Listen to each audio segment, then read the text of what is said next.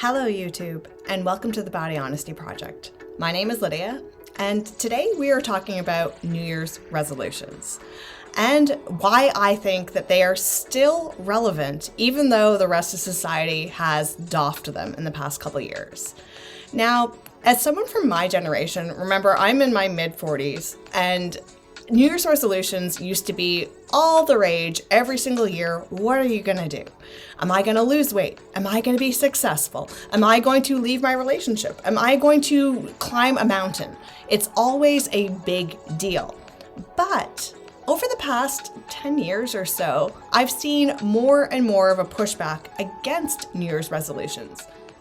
The top resolution that people say when asked, what is your New Year's resolution? They say, I don't make resolutions, which I know makes sense because you're not going to change your life on one day. You're not going to all of a sudden become a supermodel. You're not all of a sudden going to become a bodybuilder. You're not all of a sudden going to become a director overnight. That's impossible. But I do fear that we lose the opportunity to reflect and redirect our energies if we don't do resolutions altogether. So I no longer do that. I'm going to lose 20 pounds this year, or I'm going to get a promotion this year, or I am going to run a marathon this year. I don't do that kind of resolution anymore. However, I think that New Year's is a great opportunity for us to look at our lives and decide what we want to do with them. I view New Year's the same way as I view Valentine's Day. And many people will say, oh, Valentine's Day, it's a Hallmark holiday. It's just an excuse to get people to buy things, to buy your spouse chocolates and flowers and go out for a fancy dinner and do all these things to make other people money. Which, yeah, it's kind of true. But I ask those people, what is your relationship like on the regular? Do you buy your spouse flowers just because you love them? Do you go out for dates because you want to spend time together? Do you connect on a regular basis? Because if you don't, then hells yes, you need Valentine's Day. Valentine's Day is your moment to remember that you love that person. Valentine's Day is your moment to appreciate that person. But if you do those things normally, then Valentine's Day, F it, you don't need it. I feel the same way about New Year's. Do you look at your life regularly? Do you look at areas where you would like to improve? Are you happy with your relationship? Are you happy with your body? Are you happy with your lifestyle? This is a chance to reflect and look at ways that you could improve. I set goals for myself every year. And sometimes they are with a number, and sometimes they're just general. And if I don't meet the number goal, it's not the end of the world as long as I made steps towards getting there. So I'm not going to make a New Year's resolution to lose 30 pounds or something like that, but I might make a New Year's resolution to say I'm going to eat better and move more.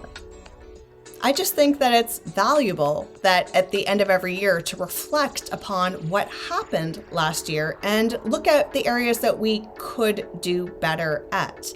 And every year, there's always areas that we can improve. By not making any resolutions or making that paintbrush statement of, I don't do resolutions, I ask, do you ever look at your life? Do you ever reflect upon your life to make changes?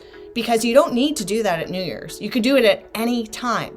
But if you don't do it regularly, then you should do it at New Year's. Because that is a demarcation of the end of a year. And it's a good opportunity to see, what did I do? What did I not do? What can I do better?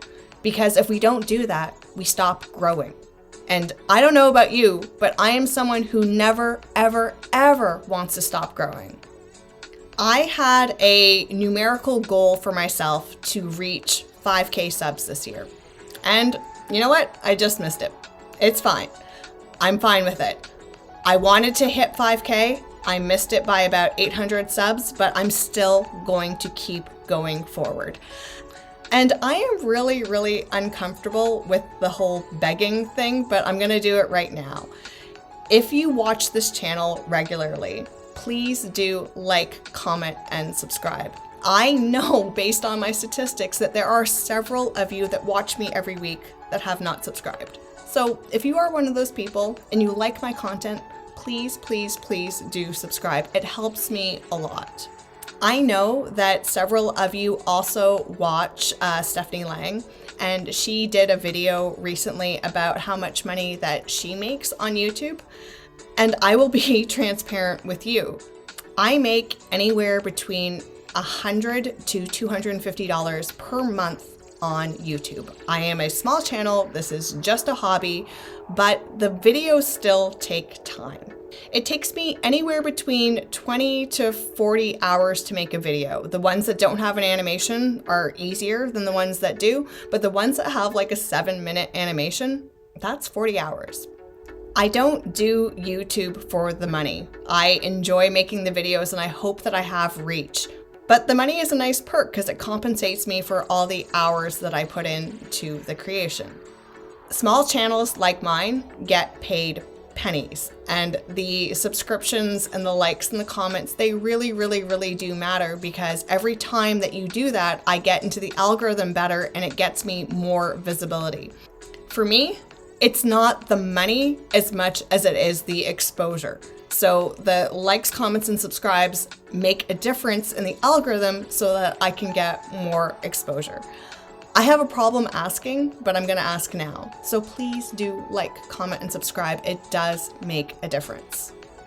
So as this year comes to an end, I am really excited about all the content that I'm foreseeing for 2023. There's a lot more fat acceptance debunking that's coming our way, and I also know that Tess Holliday, I can foresee that she's gonna tell some more lies. So there's going to be more Tess Holliday content. But I'd also like to get into the space of like debunking gym bros and gym bro science and that kind of stuff as well. So you might see a little bit more honesty on the other side as well. So until next time, stay body positive, but also body honest. And thank you for 2022.